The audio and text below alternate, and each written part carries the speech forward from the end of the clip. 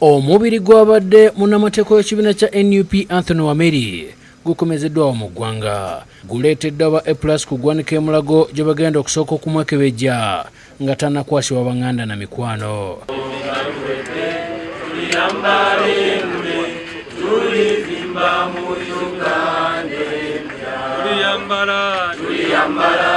Gubadde guwerekeddwako abawagizi b'ekibiina kya NUP abawerako nga bakulembeddwa ssenkagalo w'ekibiina kya NUP Robert Kyagulanyi Ssentamu. Akomezeddwawo olwaleero.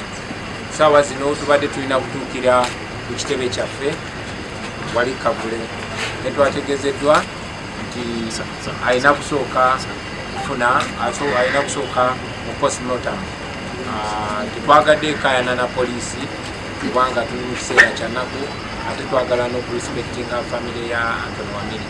So tukkiriza bamutwale bamwekebejje newankubadde baadde bamukozeko da postmortem mu Amerika gye yafiiridde. Omugenzi yafiira mu ggwanga lya Amerika omwezi oguwedde era nga wakuziikibwa ku Sande ya wiiki eno. Ng'aba NUP bava ku ggwanika e Mulago, ab'ebyokwerinda babadde bulindaala okulaba nga tewabaawo kacyankalano konna.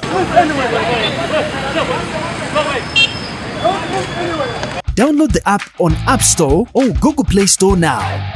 Vision Digital Experience, the future of media.